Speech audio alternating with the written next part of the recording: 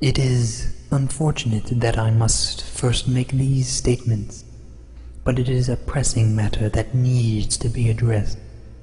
Is Anonymous a hate and cyber terrorist or an activist for freedom and truth? No. Yes. Anonymous beginnings make it difficult to understand the entity. Anonymous is simply ideas without origin. May it be a phrase, a fad, a proverb. The concept of Anonymous has always existed. The Anonymous that we know now, the one currently aligned against the Church of Scientology, which crimes and dangers are well documented, so I will not cover them here.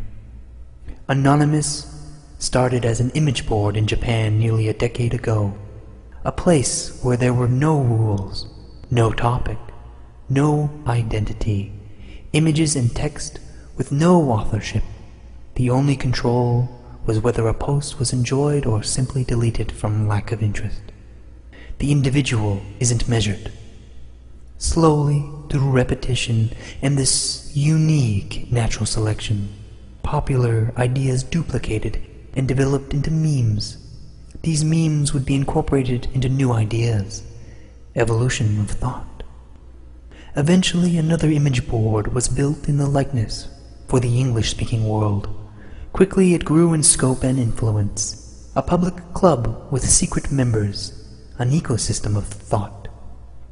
The diversity of Anonymous is as vast as the human condition, thus as the way of the universe, the good with the bad, the left with the right. A place where the age of a post is measured in seconds, change is instant, and it is total.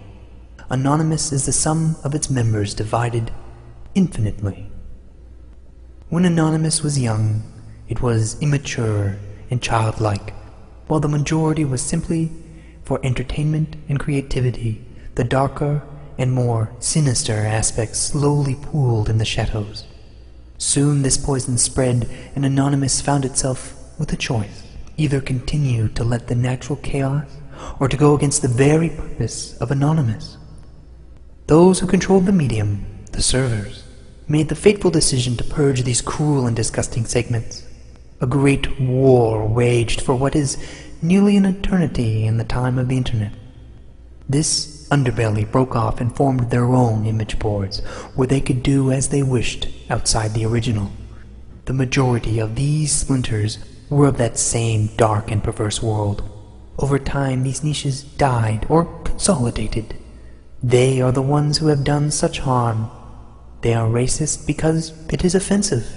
They are sexually perverse because it is outlawed. They are cruel because they can.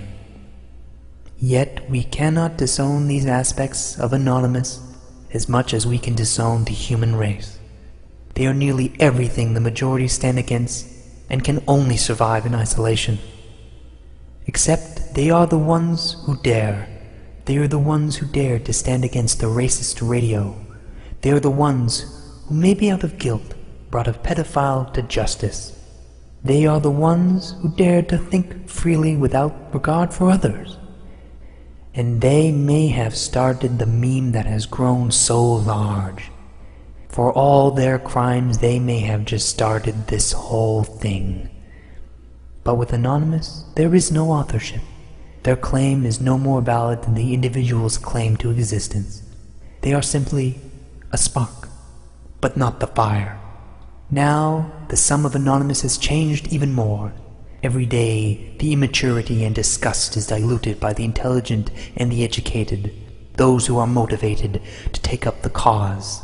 Anonymous has grown out of the image boards, out of the internet, and into the world we know, the world in which we live. We have grown and are growing. Every mistake we learn, every failure we regenerate, every success we build on. There is no control, no leadership, only influence. The influence of thought. And now it is time that I go, but I will be seeing you on the other side.